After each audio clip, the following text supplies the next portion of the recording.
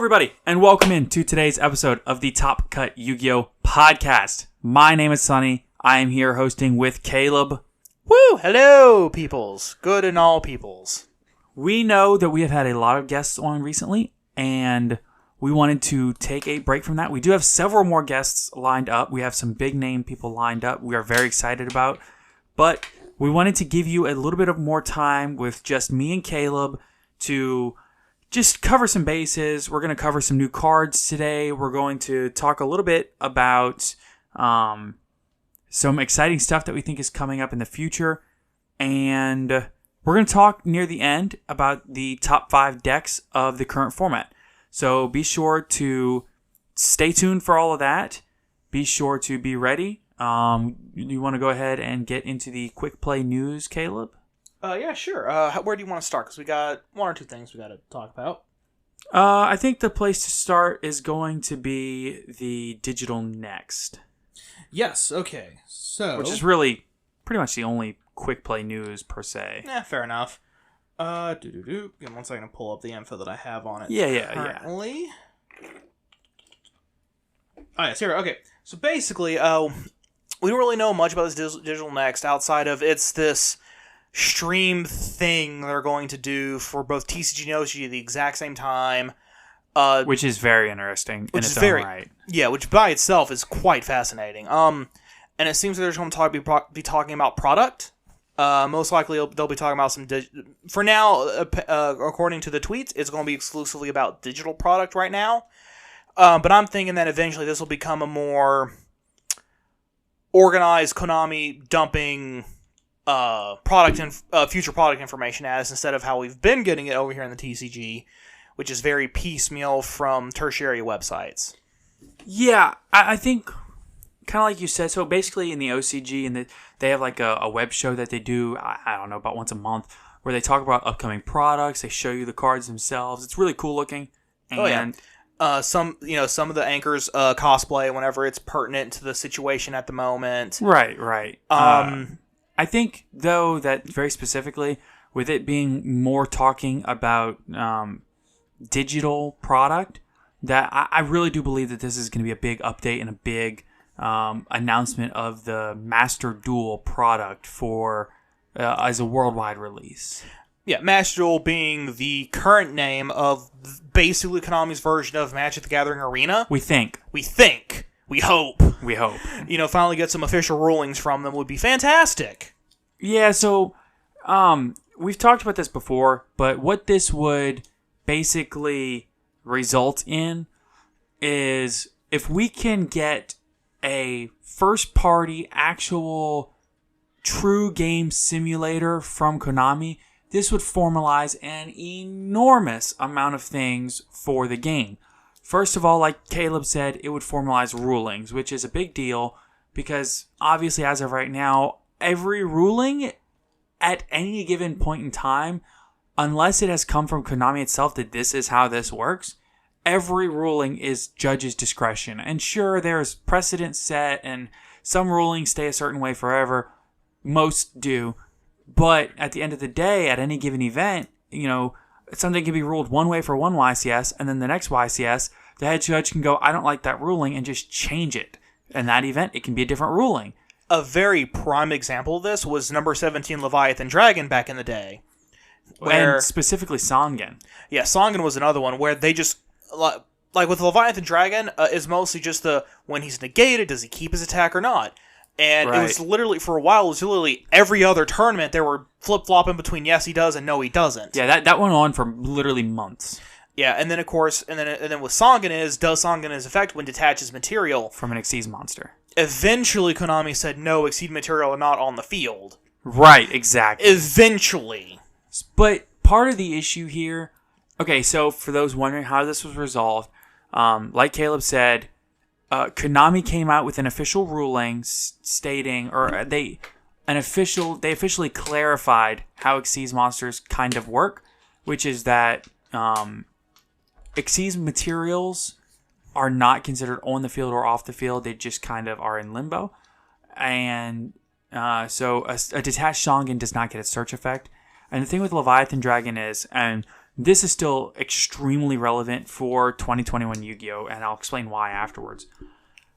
If Leviathan Dragon detaches and activates his effect, and his effect is negated, he will go back to his original 2000 attack. And the reason that this is when a monster's effect is negated, that boosts attack. If the monster only affects itself with the attack boost, then if its effect is negated, then the attack boost will also be negated. Whereas if that monster affects other monsters on the field, such as number 2019 or something, Giga Brilliant. Exactly, yes. That all of those monsters, including Giga Brilliant, will keep the attack boost. Why does it work like this? We don't know. We just know that is how it works. That's the way it's always been ruled since those cards officially got their rulings and the precedent was set. Yeah, but even then that took several months later. Yeah. And that was just... And keep in mind, this is not Konami officially saying that's how this works. This is the precedent set by judges that basically everybody's just agreed this is how this works from here on out. And then, like, the next structure deck they released with Exceed Monsters is when they finally clarified that Exceed materials are not on the field. I don't know about that. I don't know exactly the timing of when it happened. I mean, I was wondering if it might have just been a policy document that was released before YCS. Yeah, maybe. But I remember it being around when a new structure deck came out and that had Exceed Monsters in it. Is when that clarification was made. It was around that the timing may have lined up, but but that's how I remember it. I could also be remembering wrong because this is almost a decade ago. It was over a decade ago at this point. Right at a decade ago, because we're talking about plant format specifically. Yes, which was the summer of 2011, which is 10 years ago. Yeah. This is because 10 years ago from now is national season 2011. Yeah, but regardless. The thing is, and the reason that ruling is relevant, the attack boost, is because if you negate access code Talker, he does lose the attack boost. Same thing with Appaloosa. Right. And Appaloosa is a little bit different because it's... Yeah, it's attack... I don't know. It's a continuous effect versus a resolved effect. But we're not a rulings podcast. Yeah. So the cool part about this is that if Master Duel is like a real simulator, such as... I prefer the Pokemon one because it's all free.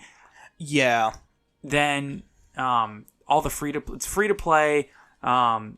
You get little cards in your packs that you can input the code on your device to get more packs in game, which is very cool.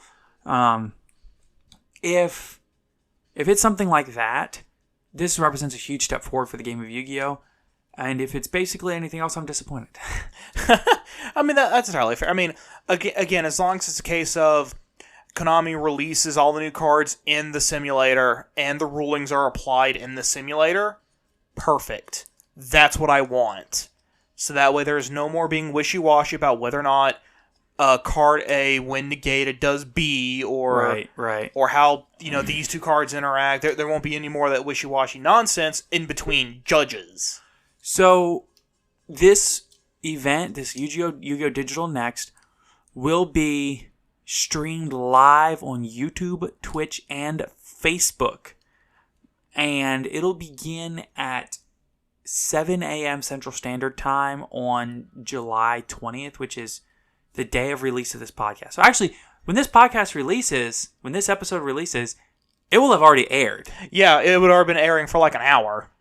Right. Oh, wow. Okay, so if you're listening to this right when we air, go tune into that. Yeah, see if it's still going on. If not, you can probably go quickly look up some cliff notes for it. Right. So, but if you're listening to this... Weird that it's coming out on Tuesday. Yeah, 7 o'clock Central Standard Time, which we post at 8 o'clock Central Standard Time. And, but it's like 8 a.m. East Coast time, or if you're British time zone, it's 1 p.m. Yeah. So... that's really all we have for quick play news. We're going to take a very quick ad break, just like a 30-second ad break. And when we come back, we're going to talk about some new cards and some other cool stuff that they have announced. Okay, the next thing we want to talk about is we have the promo for next month's V-Jump. Basically all we have is artwork, level, attribute, things like that, and the name. Unfortunately, we don't have the effect yet. There's a big old box that just says secret over it. Yeah, literally. And it's only covering the effect. We know everything else except the actual effect. Oh, yeah. So its name is Victoria, the Angel of Courage. Which I kind of love.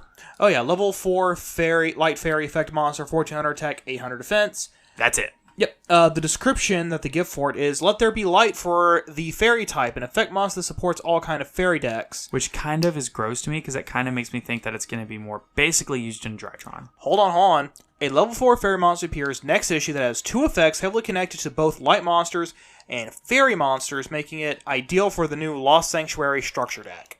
I kind of hope this card is like super turbo mega broken, because it would be cool to see V-Jump cards that are super turbo broken again. I think the last one we had was Summon Sorceress. Yeah. But at the same time, like we're far from the days of like Stratos being a jump promo. You know what I mean? Yeah. I mean, eventually all jump promos get reprinted as no longer being a promo. Right, but it's a cool artwork. It's like a fairy with like a rainbow and stuff. Like it looks like an angel. But that's really all we have for right now. When we get official text, we will hop in here. We'll let you know. Oh yeah. So next up, we got many of the remaining cards for Burst of Destiny. For the OCG, yeah. Oh yeah. First off, we got Soul to Prom Fingly, which I like to call Pineapple Dragon because it looks like a dragon made out of a pineapple. Level 1 Fire Plant Tuner Monster, 800 attack, no defense. Yeah, I know, Fire Plant. You don't see that very often. Lone Fire Blossom. Yeah, I'm saying you don't see it very often. You do see it, just not very often. I think Lone Fire Blossom is one of like just a couple. Yeah. If this card is sent from the deck to the graveyard by a monster effect, special summon this card, then if you control another plant monster, you can have the attack of one face monster on the field. 2. The first time this card on the field will be destroyed by a battle or card effect, you can send a plant monster from deck to the graveyard instead. So theoretically, what you could do is pop it with one of your own card effects, and then immediately mill out another copy of it and special summon itself. So that's interesting. You can only special summon it once, but even then, it's a level 1 plant tuner. More plant synchro turbo stuff, I guess. I mean, it's cool. Oh, yeah.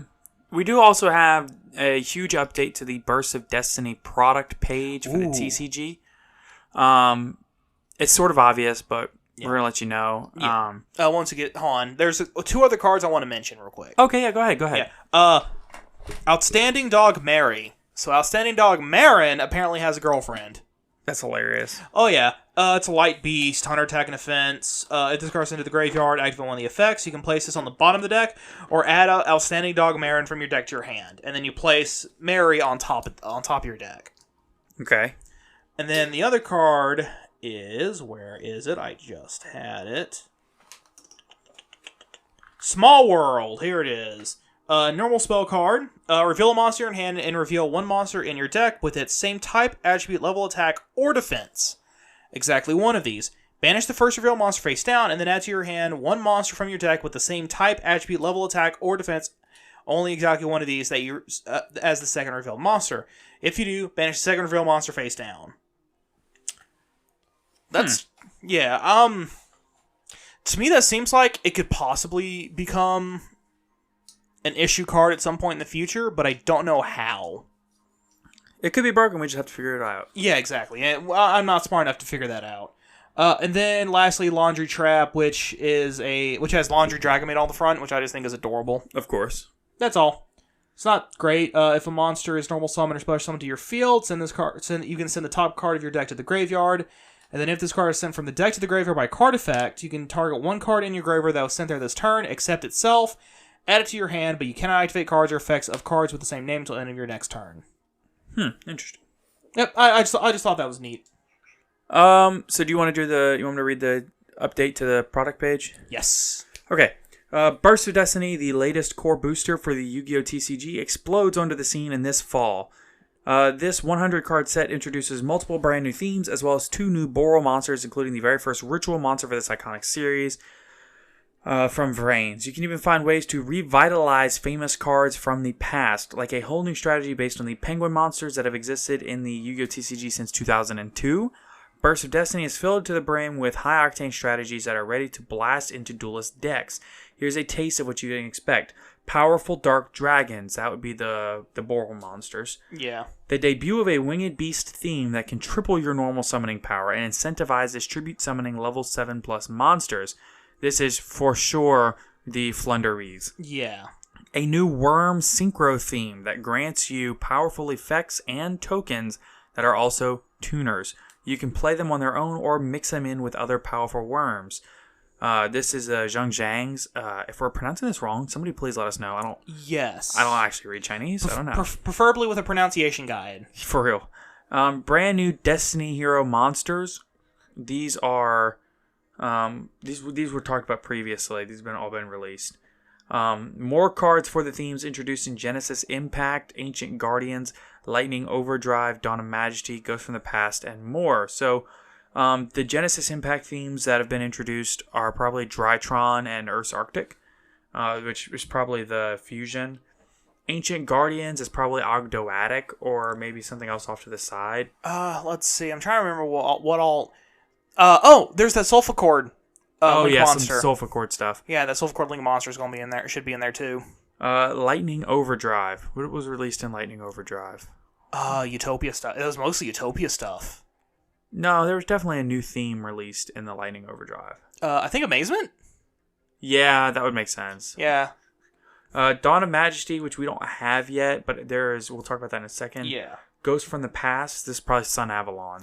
Yeah, some more Sun Avalon support. And more. The next thing is the continuation of the Insect World Premiere theme that begins in Dawn of Majesty. So what this is, we have a TCG exclusive World Premiere theme coming from Dawn of Majesty that's not even released yet here. Yeah. It releases August 13th. So basically we don't have any of the info. We probably won't have it till beginning of August. And this is why we have the Beat Trooper Scout Buggy as the premiere card. And this is kind of what I was thinking. Like, this is possibly an entire insect archetype that could blend pretty seamlessly with Insectors. And then we'll get that one Insector card, sure. But, like, realistically, what if it's not just one card they release? They release an entire archetype, and then there's 2 splashable engines. Yeah, that would be interesting. What I'm thinking, though, what they're probably going to end up doing with the Insector card, quote unquote, is that it's going to have a couple of effects, and one of them is going to be you can only do this with an Insector deck. Yeah. And then have a couple of other effects that are like, yeah, you can do this with any insect. Like banishing it to add insect from graveyard to hand or something. Right. And it says, something like that. Right, and it says, and much more. So, basically, with it saying, and much more, we can just kind of extrapolate. Yeah, I mean, most of the stuff that we get here is the same stuff in the OCG set, just maybe a little bit more because we have the world premiere insect theme and Dawn of Majesty, and there'll be support here for it. Oh yeah, most definitely. Let's see, and next up, then we also have fairly soon actually have Hidden Arsenal Chapter 1. Right. Which we should be getting that November 19th. Let's see. According to the product page, Hidden Arsenal Chapter 1 allows duelists to obtain historic cards from the first 4 Hidden Arsenal sets like they've never been seen before, and learn the stories behind them in this epic collection. Each Hidden Arsenal Chapter 1 box contains a total of 1 secret rare, 6 ultras, which will be 2 standard, and 4 colorful ultra rares, 30 commons, and one Hidden Arsenal storyline insert with game mat and a special collectible die. Alright, so the first thing to say about this particular product is it's following the exact same product formula as the Legendary Duelist Season 1 and Season 2, where it comes with the die, it comes with 3 kind of thick packs with like probably 15, 16 cards each pack, and most of it's common with some ultras. And a secret. The secret will probably be a single, sealed promo type deal in clear packaging. Yeah, kind of like how Season 2 had, what was it? Photon Orbital and Juggernaut Lee, Blackwing Armor, Full Armor Master, stuff like that. Yeah. So, the next thing to talk about, so I think we have different things here that we're most excited about. What's the most exciting part about this to you? Oh, for me, it's the lore insert. Right, so the Hidden Arsenal storyline lore insert is really cool. Yeah, so they're finally actually formalizing the actual lore behind everything. In the TCG. Right. In the OCG, I think they had like a book or something. Yeah, I know that the thing that I'm most excited about is the collectible dice. I am just an absolute sucker for collectible dice. Which is fair. It's honestly a good thing that we're getting this Hidden Arsenal product. This is literally nothing but a reprint product, and you can't even be upset that we're getting it because it's Hidden Arsenals 1 through 4, which a lot of the Dragoonity stuff, a lot of the Naturia, some of the Naturia stuff is getting expensive. I think that's where we got Trishula and Brionic and DeLorne and Gungnir. And Gun. Yeah, the Ice Barrier stuff. Yeah, the Ice Barrier Synchros. Yeah, which we got a lot of that in the new Ice Barrier structure deck, but like realistically, we're probably going to get new rarities on everything. Just rarities that we've never had on these cards. Like I don't think Trishula has ever been a common. You know? Yeah, no, it's I know, or an Ultra. I don't think. No, it's been an Ultra. Yeah, it was in Dual Devastator. Yeah. Same thing with Brionic. They were both in Dual Devastator. Oh yeah, I mean Ultra Gungnir would be neat in a DeLorne because I think DeLorne only ever came as Super. I think Gungnir was an Ultra at one point, but I don't think they're going to re-release the Dual Terminal rarity. I think they're going to leave the really expensive ones as Dual Terminals. Realistically, very possibly. We'll have to wait and see. I'm really interested to see what the secrets are because the secrets in other sets have been reprints from within the sets. Yeah. So I don't know if they're just going to do a few of them as secret rares when, like, realistically in Hidden Arsenal, most of the stuff was secret rare. Yeah. But I mean, Hidden Arsenal was one of those packs where almost every card in it was a secret. Every card in it was a holo. Yeah. So it was either super, ultra, or secret. Yeah, there was no common or rare in that set. Right, so a lot of these to get common printings is really kind of new, and some of the cards only came as supers. They'll get reprinted as ultras and secrets. Like I think Bamboo Shoots was an ultra or an ulti, so you can get Naturia Bamboo Shoots as like a secret, which would be cool. Yeah, common. Oh yeah, no, there's a lot they could do here. Again, it is a limited card pool with only coming from Hidden Arsenal 1 through 4. But I mean, realistically, this leaves them a chapter 2 later. Yeah. With more lore and like the rest of the stuff. Yeah, because I don't think this would include Gusto yet. Or Gishki, actually. I don't think they came out until later.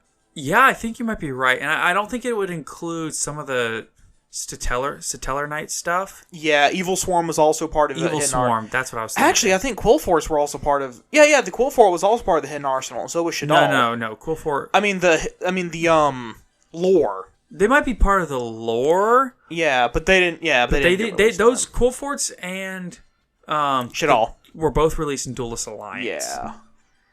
Well, I know Shadal was released in Duelist Alliance. Quill Fort might have been a couple of sets after that.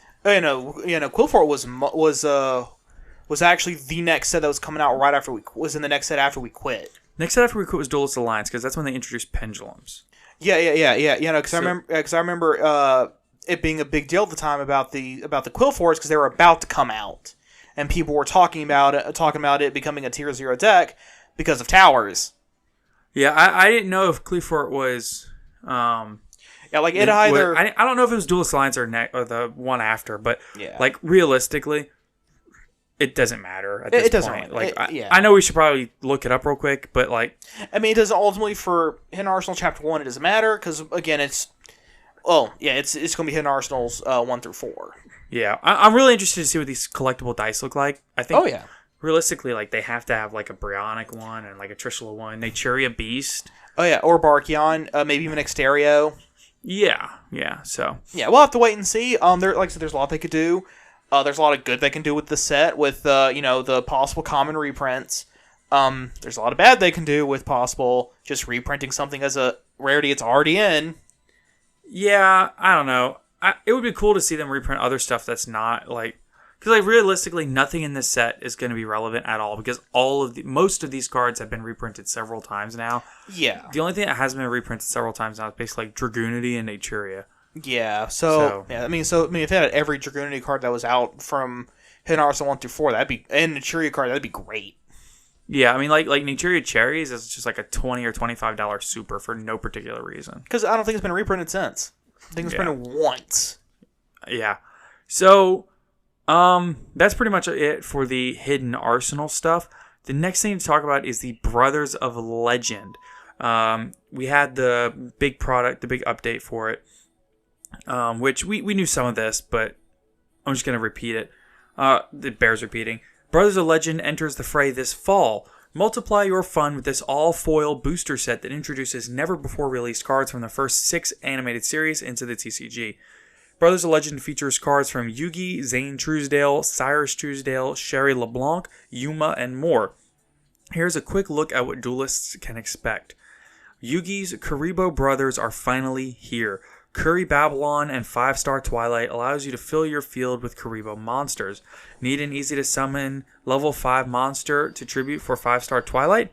Joker's Knight from King's Court is a great fit. Duelists who built or updated their Utopia deck with cards from Lightning Overdrive and King's Court will be thrilled to find even more cards to power up their deck, including a new form of Utopia Array and new cards to equip it with. They're really trying to make that deck playable. They are putting a lot into it. More of Sherry LeBlanc's cards from Yu-Gi-Oh! 5Ds make the jump from the screen to your deck.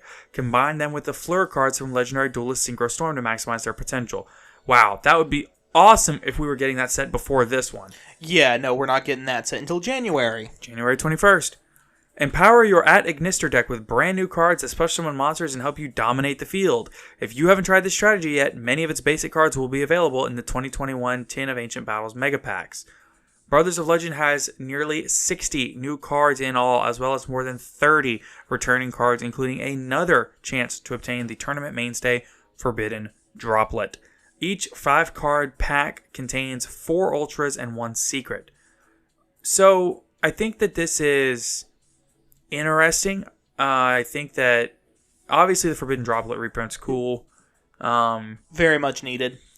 Yeah, for sure. The other thing that I take from this is that this will be kind of a little bit larger set than I think a lot of people realize. I mean, it's a 90-card set. Yeah. So nearly 60 new cards, so probably somewhere in the range of like 55, 58. Yeah. As well as more than 30 returning cards.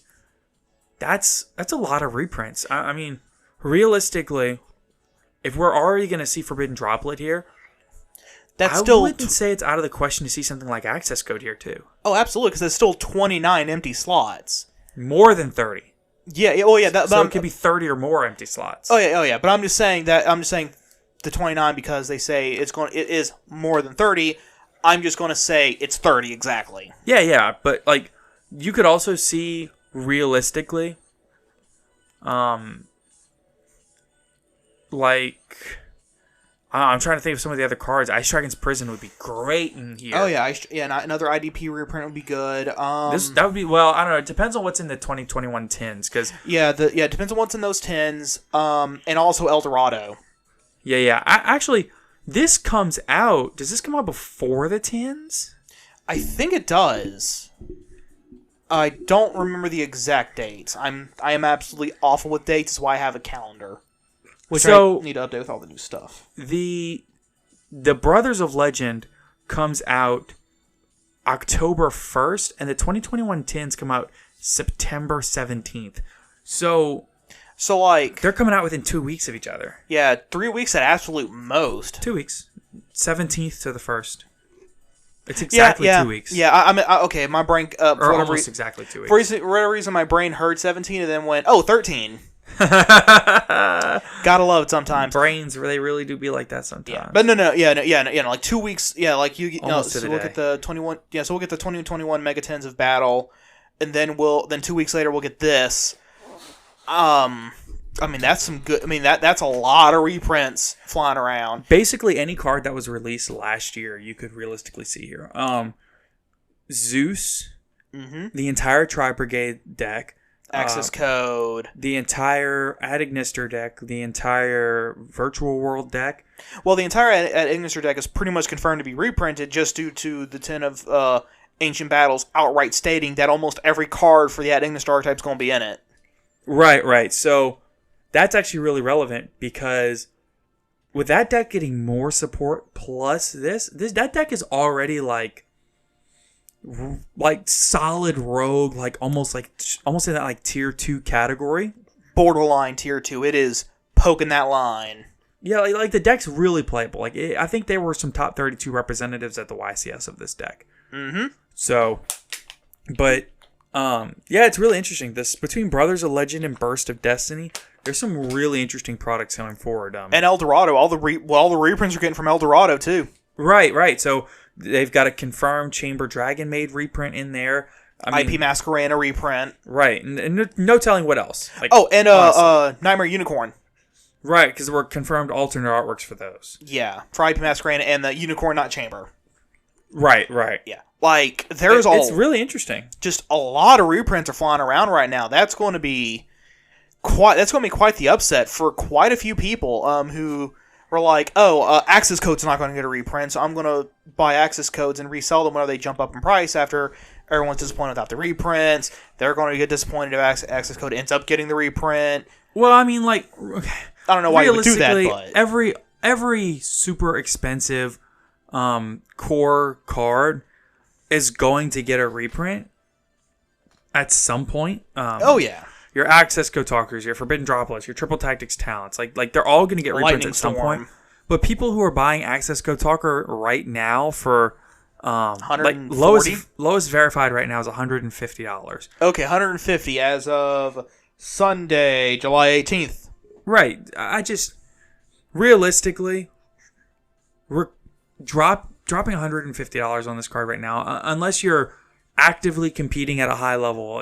The YCS, you're doing the extravaganzas, you're doing remote duel qualifiers. Like, unless you're actively doing these like every weekend, it's just not worth it. No, because knowing that there's one coming in the next 6 months for sure. Possibly even more. I wouldn't be surprised if they decided to reprint something in both El Dorado and Brothers of Legend. And the Megatins. Yeah, I wouldn't be surprised if they reprinted something in all three. Like one card that just got reprinted in all three that's only ever had one printing. Realistically, the best thing you could probably do right now, if you're not competing at a lot of these events and you own these cards in person, flip your IDPs, flip your access codes, try to get some money for them. Because I'm telling you, these cards are going to be cut to a third of their price. I mean, there's no reason. Think about Appaloosa. Appaloosa was like 80, 90, 100 plus. I think at its height was like 105. I don't know. We weren't playing at its height, but yeah, we came in right after it got reprinted. But Appaloosa now for a first ed secret, like $25, $30. Think about that. That's what access code's going to be. Once it's going to have 2 reprints probably in the next 6 months, and that card will be $25 to $30, maybe $40 for a first ed secret. Oh yeah, and then there's most likely going to be a copy that's about $5, another one that's about 10 to 15. Yeah, depending on the rarities they get. Yeah, I really think that. I mean, especially if it gets the alt art in El Dorado. Yeah, that's exactly what happened to Appaloosa. It got an alt art in the first gold series. I mean, and it's hard for me to believe that basically you've got the Tins, El Dorado, and Brothers of Destiny, or Brothers of Legend. Yeah. Those, for any of these super hyper expensive cards right now that are inflated by nothing more than availability, it's hard for me to believe that these cards are going to not all get reprinted. Obviously, nothing from Blazing Vortex forward will get reprints. So, like, your Pot of Prosperities are not going to get a reprint in these next 3 sets. But key term there is the yet. Right, but everything before that will. So, Divine Arsenal AA Zeus will get a reprint. Access Code, Ice Dragon's Prisons, Droplet, Triple Tactics Talent, Nadir Servant, the whole Dogmatica archetype, the fusion guy, Fallen of Albaz. Yeah, Fallen of Albaz is highly likely to get a reprint, possibly even an alt art. Yeah, I mean, if you want these cards if you want to make some money off these cards, if you already own them, now's the time to offload them. Now's your last chance. Actually, with the new form of Ecclesia coming out, I wouldn't be surprised if we have an alt art Ecclesia with Fallen of Albaz in the back, and then like the alt art of Fallen of Albaz having Ecclesia in the back. That would be really cool. That would be really cool because these, because that would also then kind of go with the lore of the artwork itself. Kind of like how in a lot of the El Shaddai fusions, Wenda's in the background. Right. I only know this because I played the deck, so I got to stare at those cards a lot, and I noticed Wenda in the background of almost all of them. Right. So that's pretty much it for all the product news. The last thing I did want to talk about was the remote duel. Or not remote duel. The Luxury Championship 15? No. There was one last thing I wanted to talk about, and I forgot the name of it. Okay, the OTS qualifier playmats. Yes. So we have the World Championship Qualifier Regional 2021 playmat got released. This is the prize for the. It says the prize for the Remote Duel OTS qualifier event. It says, in addition to the booster packs each duelist receives upon entering the tournament, prize distribution will be as follows. First place winner, after the conclusion of their last round of Swiss, will receive a World Championship Qualifier 2021 regional game mat. The game mat for this Remote Duel qualifier will feature Dogmatica Ecclesia the Virtuous. But the way the mat is built and the way it looks, it just says World Championship Qualifier Regional 2021 on it, which makes me really think that pretty soon they're going to announce a return to formal play for regional events and stuff. Which would be wonderful. Right. They can't do it in certain places because, like, I think California just went back to mask mandate. Yeah, quite a few places have done that. Yeah, well, as they lift a bunch of these mandates and a lot of people still haven't gotten their vaccinations, we'll turn around and they'll have to replace the mandates back after they get huge spikes. It's just... It is what it is. Unfortunately, until everybody is willing to, or the vast majority of people at the very least are willing to get their immunizations, until we can build up herd immunity, basically, 70%? This will be that. Yeah, this will be the ebb and flow of things. So people, if you want to see these events, please go get your vaccinations. I've even had people that listen to the podcast tell us that us talking about it is part of the reason that they thought to go get theirs because they want to see their events come back. I mean, this is the things that need to happen. So thank you to everybody that has, and we ask the people that haven't, please go because we want to see this. Oh yeah, absolutely. Did not mean to get off on a tangent there. It's fine. It's fine. It is what it is.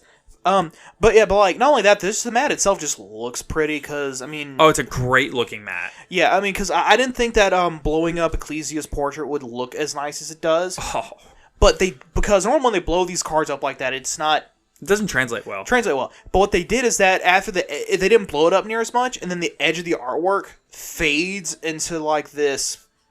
Like a meteor shower looking thing. Yeah, and I'm like, okay, it looks spectacular. Yeah, this is how they should have done it from the beginning. This is chef's kiss. Yeah, it really is spectacular. It can't be understated how good this looks, and I have never I've never been more driven to go get my invite because this is I want this mat really bad. So do I. This is one of the best. I don't really care for the Dogmatic archetype, just being honest, but this is one of the best looking mats I've ever seen. I like the artwork. Yeah, the artwork's cool, and I like the lore. I like the artwork. I like the designs. I like the lore. Don't like the way the deck plays. Yeah, I'm not a big control deck guy. I'm more of a mid-range person, but... Same. Mid-range to combo. Yeah. Anyway. You want to break off and talk about some of the... recent events? Of course. Let's see. First off, we have the... LCS. The LCS 15. Yep. Top 4. Let's see. We had... In the top 4, we had Dragon Link and At Ignister at 3rd and 4th place. Not in any particular order. Right. 2nd place was Infernoble Knights. 1st place was Prank Kids. This is ridiculously interesting. No Tri-Brigade, no Drytron. I mean, the decks you expect to see at this point in the top 4. Weren't there? This may have just been a meta call. Infernoble Knights are a good deck that, realistically, maybe just, nobody knew what they were doing, but they can really easily hand rip you for a bunch and then still build a board. Oh, yeah. And I kind of glanced at the stream every once in a while, and I did see at one point the Infernoble Knight player activate Metal Silver Armor. Yeah. And I was like, wait, what? Yep. Okay. Haven't seen that card in a decade and a half. Yeah, the interesting thing, just to talk about the Prank Kids list a little bit, it was really interesting. He was actually main decking 3 copies of Polymerization. Not Super Poly. No. Not some weird polymerization similar card. Nope, polymerization straight up. Yeah, he was also running 2 of the Prank Kids Pandemonium, which is their fusion, and Thunder Fusion, and 1 Thunder Dragon fusion. But he was also hard running 3 Polymerization, which is mind blown. I mean, hey, if it works, clearly it worked. He was also running 3 Triple Tactics Talent. I think that card is. The more I think about it, I think that card is super necessary in decks, specifically the mid-range decks like Prank Kids and Tri-Brigade. That card is so good at, say you go first and activate 10 key, and your opponent chains Ash Blossom, if you have talents in hand, you can activate talents. And if you don't already have a starter in your hand, you can go for Pot of Greed, dig for 2. Yep. Or if you already have a starter in your hand anyway, you can look at your opponent's hand and rip a card out of their hand and be like, no, get that out of here. Oh, yeah. Like, for great example is rip out another hand trap. Right. You rip out the Nibiru, rip out the Droll, whatever. Yeah. So it's really really impactful in that way. Ripping out a Ghost Bell for a Tri-Brigade, if you rip out a Ghost Bell, you maybe just win the game because they can't stop your revolt. And that's a big deal, not being able to stop a revolt. Right, and the biggest part of that is the hand knowledge. Plus, if you do it late game, say you go second and your opponent builds a board with like Dragoon and some other stuff, if you can bait that Dragoon negate, then you can just activate Triple Attack Talent, steal their Dragoon. Link it off.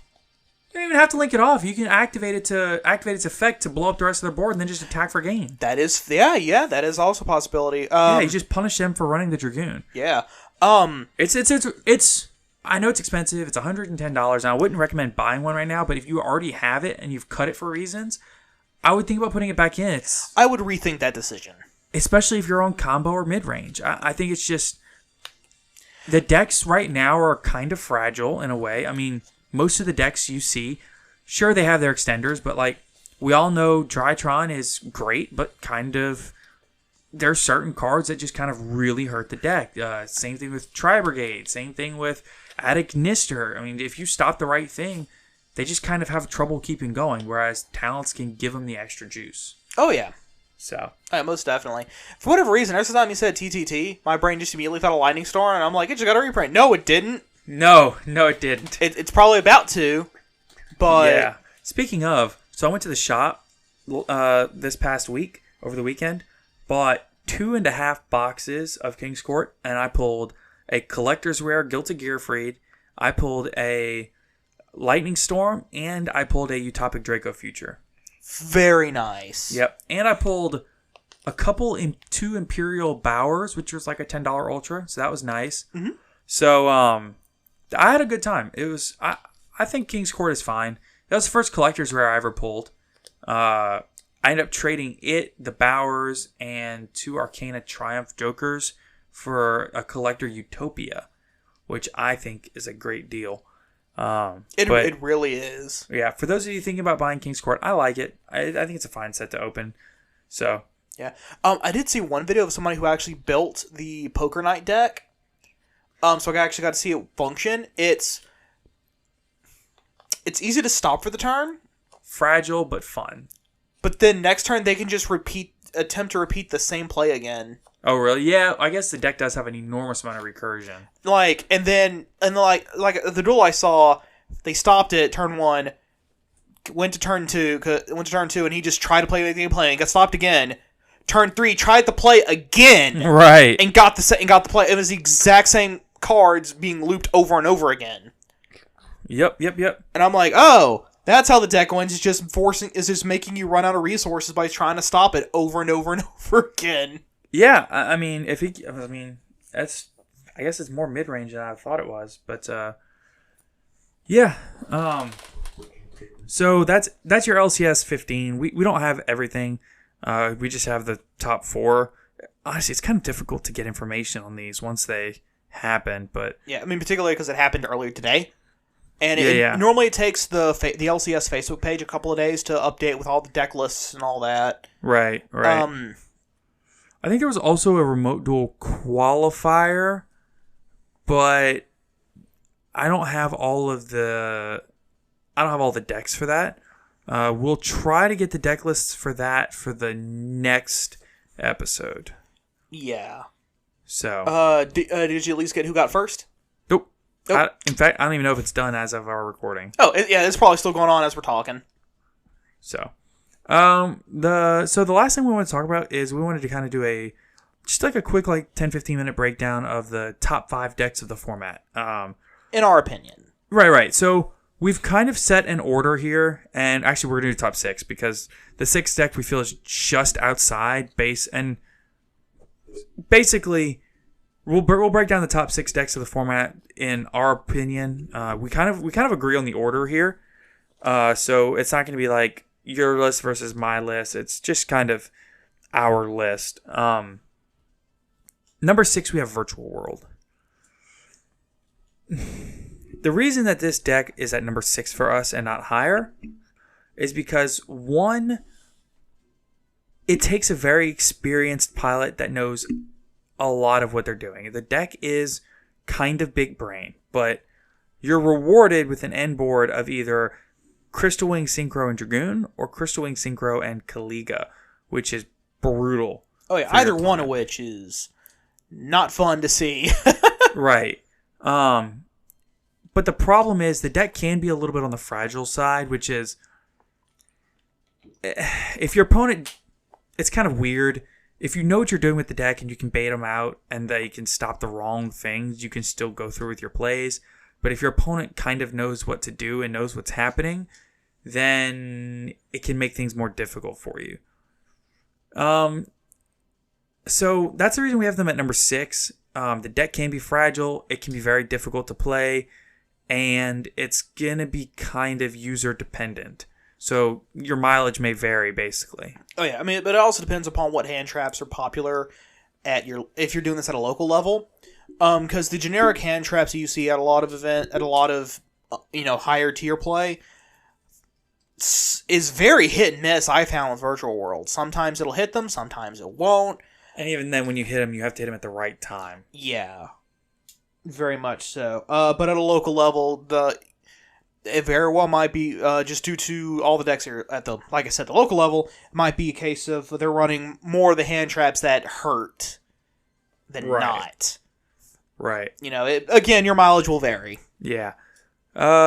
So number 5, Caleb. Let's see. We got Invoke Dogma Doll. The primary reason for me why it's so low is just due to everyone knows what it's doing. Yeah. It's not a case of, oh, I have no idea what this deck's going to do. No, I know what you're doing. I've seen this 1,000 times before. Yeah. It's still a really great deck. I think the bigger problem is that it's really underrepresented in the format, which doesn't necessarily mean it's a bad deck or worse than the other decks above. It's just a lack of representation. It's just, I respect it less now than I used to because realistically, the deck's kind of slow. If you can break their board turn 1, it can be a little bit difficult to recover. So if you know how to disassemble the board, they can't recover. Oh yeah, definitely. So things like Droll and Cosmic really hurt. Even Twin Twister, just as soon as I activate the field spell, Twin Twister. Yeah, and I mean not even that. Like Twin Twister on the field spell plus Schism is brutal. Yeah, I mean at that point, if they don't have a way to recur the Schism. Ugh. Right. At number 4, we have Striker. Sky Striker is a very good deck. It is. Oh yeah, very much so. Probably the control deck of the format. 1 engage coming off the ban list, as it turns out, is pretty good. Oh yeah. So the natural recursion of the deck, this deck probably might if it's not the highest skill ceiling deck of the format, it's second. The amount of skill that it takes to properly pilot this deck is astounding. People that never stopped piloting the deck from after Engage got banned, because there were people that still played the deck and still said the deck was good, and those people have been rewarded. You've got 3 Kagari, you've got 3 Shizuku. The deck is really good. The deck is, but at the same time, like it's even with Engage at 1, like the deck is kind of fair right now. Oh yeah, most definitely. I mean, yeah. Now, granted, with the 1 Engage, that means that they don't have to run as big of a main board package. There's a lot more things they can deck in. I've seen lots of Eldritch. I've actually seen a couple of Dogmatica decked in there too. Yeah, basically any other control engine you can tech in. Oh yeah, all because of that 1 Engage. And like realistically, like your main deck is 5 monsters and like 8 to 10 spells. Maybe. Yeah, Well, maybe more spells than that. I don't know. I don't. Well, I meant maybe 5 monsters. Yeah. Some don't even run. Like, it's probably like 3 raid and like 2 or 3 rows, you know? Yeah. But it is a deck that you have to expect and look for and know how to stop. Or you can be like me and just open IO in games 1 and 3 when you go first. Every single time. I mean, it's so easy to just simply be better. Yeah, just set the IDP during the standby, flip the IO. Yeah, it's so easy to just simply be better at the game than everybody. Oh yeah, It's so funny. I loaned my Tri Brigade deck out to a friend to play in another tournament that they had this weekend, and it was so funny. He texted me. He's like, "Round 1, I played Sky Striker. I opened IO. I was like, I told you, it just floats to your hand." Yep, and only against Striker. Yeah, I don't know. It's weird. It's the deck. You can stop it. Twin Twister and oh gosh, Harpy's Feather Duster, Lightning Storm are all kind of crazy.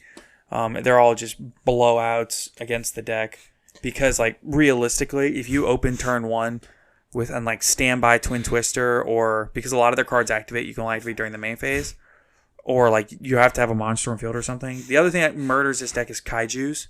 Oh yeah, a Kaiju, they just lose because it gets rid of their monster off the board, as well as puts a monster in their main monster zone, and because of that, they just can't play the game anymore. If they're not running Aswa, then Contact C shuts them out for the turn. Oh, that's funny. Possibly permanently. Because that's funny. I hadn't even thought about that. Yeah. Oh yeah, no, because in order to make any other monsters, it's a Sky Striker Ace monster to make any other monsters. Yeah.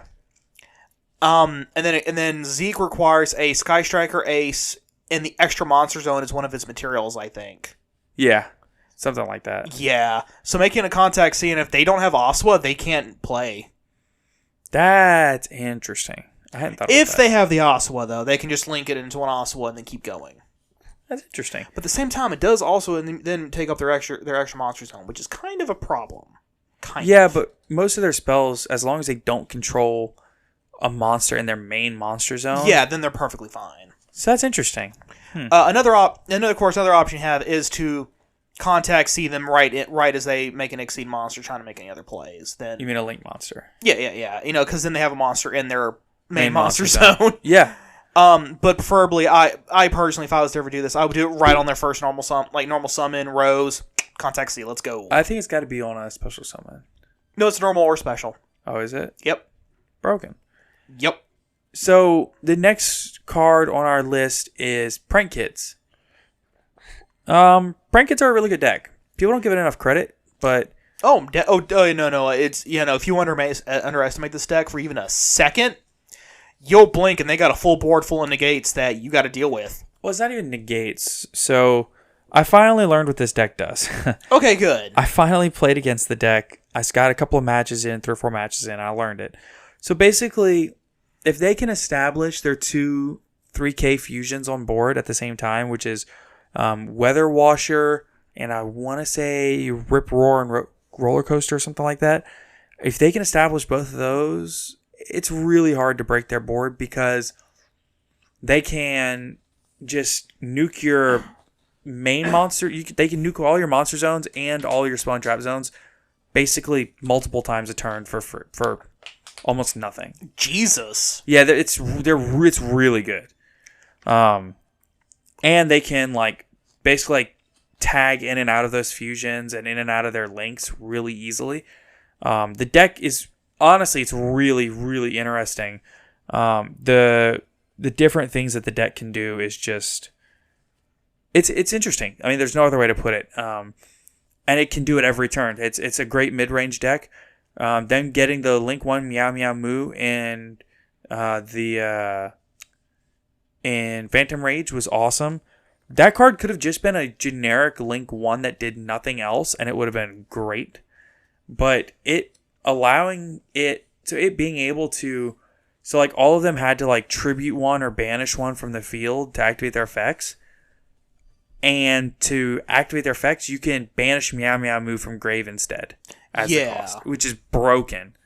So it's insane because you can any of them on the field, normal or special, any of them to the field.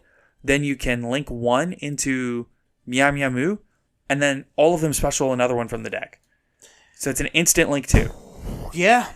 Any normal summon in the deck is an instant link too. And then probably you're going to climb some more because when you link off that one and another one into a link 2, then you're going to like another summon from a new one. And then that's a link 3. And then that's a link 3. Which will then pump out another one. It's honestly it's insane. Code. It's honestly insane. So it's a 1-card access code. The whole deck is nothing but 1-card starters. Yeah. I like that deck a lot. I think that deck is really underestimated in the format. The key is to keep them off of a monster on board. If you can keep them off of that first summon and keep that monster off board, you stop them. Also, if you Solemn Strike their first link summon into Meow Meow Moo, then the other than the monster that they used as link material does not get its summon effect. Because it has to be used as the link material for a... it has to be used as link material, or it has to be used for the link summon of a Prank Kids monster.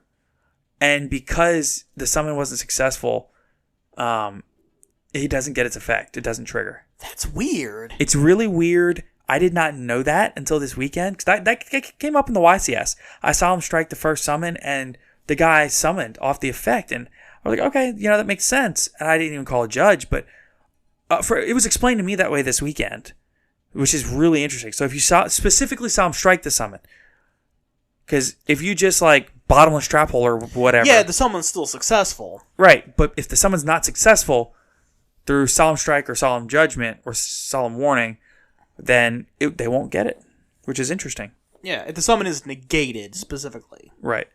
That's really interesting. Mm-hmm. Good to know. Solemn Strike's broken against that deck. Apparently. The number 2 deck on our list is Drytron. I don't really know that there's a lot to say here. Everybody knows it. Yeah, Drytron, it honestly, in a sense, it might be the best deck in the meta because when you consider a deck is in the meta where people have to main deck cards specifically for it. People are main decking Ghost Bells. People are main decking Droll.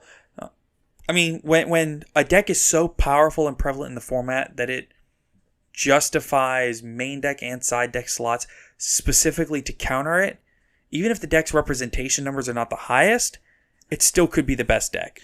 Oh, absolutely. But I think the reason why the representation numbers are so low for the deck to begin with is because everyone is siding specifically for it. Right, so at this point it's a meta call to not play it.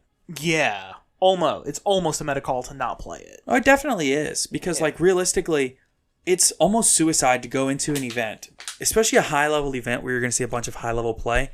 It's pretty much suicide to go in running Drytron because everything has to go perfect for you to succeed. Knowing that everybody is specifically putting a target on your back, it's brave. Okay, I'm not gonna say it's stupid, but it's brave. But then eventually there'll come a time where people go, oh, nobody's playing Drytron because everyone's siding for Drytron, so I'm not going to side for Drytron anymore. Right, and then Drytron starts winning tournaments again. Yeah, but we're not at that point yet. Right, I still think Drytron's just it's a good deck. I think the real thing that keeps it from being the number 1 deck right now isn't representation numbers. It isn't the fact that it's not winning as much as other decks. It's that the deck has such a high skill ceiling.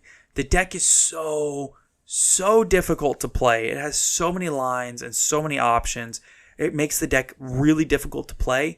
And because of that knocks it down a peg in my book of the top 5 decks. It's overly complicated.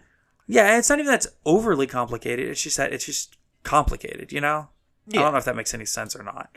I hope it does. I get what I'm picking up what you're putting down. Yeah, the deck is just, I don't know. The deck, the other issue is that it can be a bit fragile at times.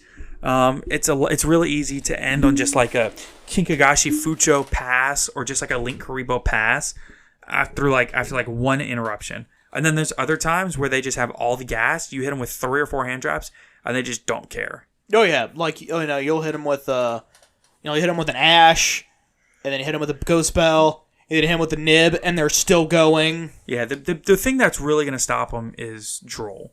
Droll hurts. Imperial Order hurts. Nibiru, if timed correctly, can hurt. You have to make sure they've already used their normal summon and that they haven't already put up a negate. But like realistically, if they know what they're doing, a lot of times they'll have a negate on board in like less than 5 summons. Yeah. So at worst, as summon number 5. Yeah, exactly. So, the next thing, which is deck number 1. Number 1 is Tri Brigade. This kind of encompasses all variants of the deck. Most people are playing pure at this point. There's still some people playing a small zoo package. And there's still some people wanting to play Ancient Warriors, which actually, there was an Ancient Warrior deck that got top 32 at YCS EU. And there's even some people playing the Lyrilisk build. Which is cool. Right. I personally think the best build still has Zoo in it. But I think realistically, all you need is 1 Rapier and 1 Ram. And I think a lot of people say that 3 Rescue Cats is the correct number no matter what. I like 2. Some people think I'm crazy for that, but I think that I really do think that the correct build here still runs a Zoo package, just because the Zoo package gives you more versatility to either make a Zeus, or you can normal summon, make Chaka 9 and special summon 1 back and have a Link 2 play. I was about to say Zeus, because Zeus. Yeah, I mean Zeus is insane. Zeus is a heck of a card. Especially when you combine it with something like Dark Ruler. Like if you Dark Ruler your opponent's board, and then just go normal summon Rapier, dump Ram, make Borbo, swing direct, and then if you're running Tiger Mortar, you can go Chaka 9 Tiger Mortar Zeus and make a 2-stack Zeus. Or you can just go into Zeus right there, make a 1-stack Zeus, and just clear the board right there and be done with it. I mean, couldn't you, if you really wanted to lean in on the Zeus, you could also do, have the 2-stack and then dupe with the other 2 to make the 4-stack, but then go Vespanado, Dragoon into Zeus? Well, no, you can't. I think Gaia Dragoon has to go in either a rank 5 or a rank 6. And I think Vespanada's a 4. I thought Vesp was a 5.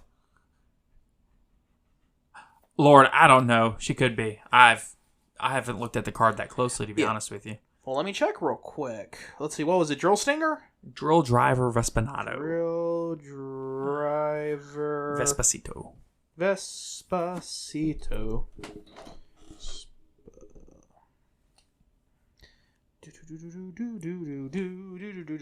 Looking it up. This is looking up a thing song. Yeah, it's rank 5. Okay, so to make a 3-effect Zeus. Yeah, so you could do that. I mean, I would only do that if I'm being silly. If I'm being a silly goose. Yeah, I just don't know that it's worth it realistically. Not really. Like I said, I only ever do it because I'm feeling like being a silly goose at the moment. Realistically, though, the extra deck, Zeus. The extra deck is so tight though that it's difficult to do. But I imagine it'd be really difficult to have those 2 open spaces for the possibility of a 6-stack Zeus. Yeah, it really is super difficult. It's just not worth it. But regardless, it's an option that you have if you want to do that.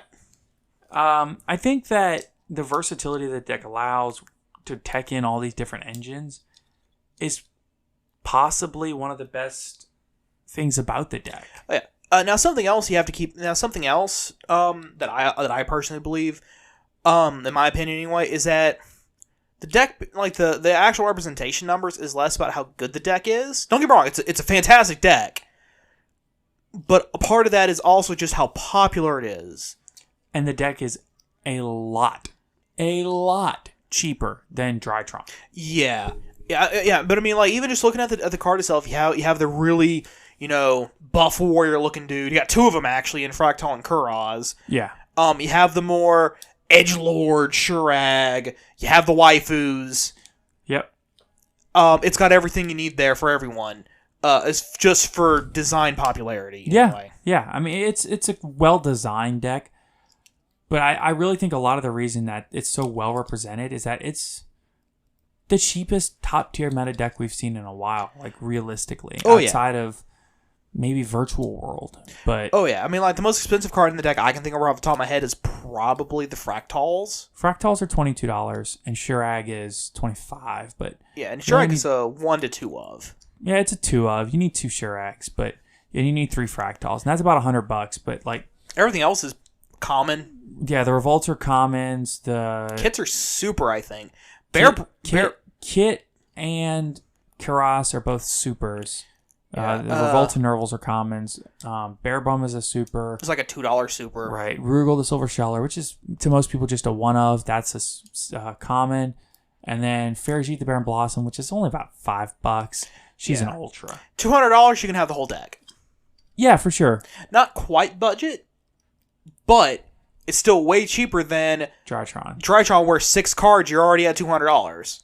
I mean, just your 3 Diviners are like $80 a piece or $70 a piece. That's over $200 just for your Diviners. Then your Mu Beta Fafnirs are $40 each. Yeah, but I only think you only run 1 of him though. 2.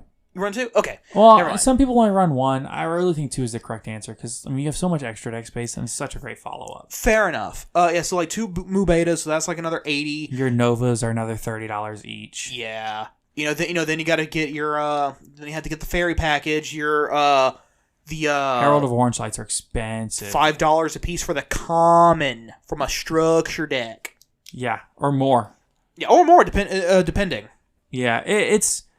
I don't think people really think about it. Like some people would say, like, well, if a player wants to be competitive, they're willing to spend that money. Not necessarily. Like sometimes that budget is a real thing. Like a player wants to play competitive Yu-Gi-Oh! Just because they want to play competitive Yu-Gi-Oh! Doesn't mean they want to spend an arm and a leg. Yeah. I think that does realistically factor in for some people. Oh, absolutely. Yeah, but I mean, I still also find it absolutely hilarious how a $200 deck is just absolutely smacking a $800 deck, maybe. Yeah. I mean, don't get me wrong. You need access code talker for both decks, like realistically. Yeah. Yeah, access code. That's probably the worst. Yeah. But that's always going to be the worst. It is what it is. Well, I think that pretty much about wraps us up for today. Have anything you would like to add, Caleb? Nothing I can think of. I think we covered everything pretty nicely for the moment. What did you learn today? Did you learn anything new today? I learned to Solemn Strike the first Link summon of a Prank Kids monster. Mm-hmm. That's fair. I learned just how many reprint sets we have coming. Yeah! Oh, it's going to be good for budget players. Woo! Oh, yeah. I'm excited. Well, everybody, be sure to drop us a like, a follow, a subscribe, whatever platform you're listening on, whatever they allow. If you're on Apple Podcasts, pretty please leave us a rating and a review. We have already gotten 1 or 2 ratings in. We still need some reviews. We thank you if you've already done that, and we ask if you haven't. Come on, what are you waiting on? Do it. Do it. We ask that you follow us on Twitter. We ask that you follow at Top Cut Podcast, at Dat Chumley, and at JamTheMan17. I'll be honest, 99% of the time, the Top Cut Podcast, or at Top Cut Podcast, is the most active of those 3. I post most of the new episodes. I talk a lot with other people in the community. I interact a lot. I mostly control the account. Caleb will pop on sometimes. But if you want to get in contact with us, that's probably the best way. If you want to leave feedback, that's probably the best way. If you found us from Reddit, we're going to try posting more on Reddit. I don't want to flood the subreddit every time we post a new episode, but we will be there. You can be sure to let us know what you think of the podcast, whether it be through Twitter, reviews, however. Be sure to tell your friends about our podcast. Be sure to check the link down below in the description for both our YouTube, which is basically just a archive, as well as Team Dark Arm Dealings, our sister channel. If you have any questions, any concerns, please follow up with us. We love hearing people tell us how we're doing. If you have anything that you want to hear us talk about, let us know. We're always listening. Thank you again for everybody for listening. Today we're signing off for the Tuesday, July 20th episode. Be sure to tune in Friday for the next episode. Have a good day, guys. Take care, everybody.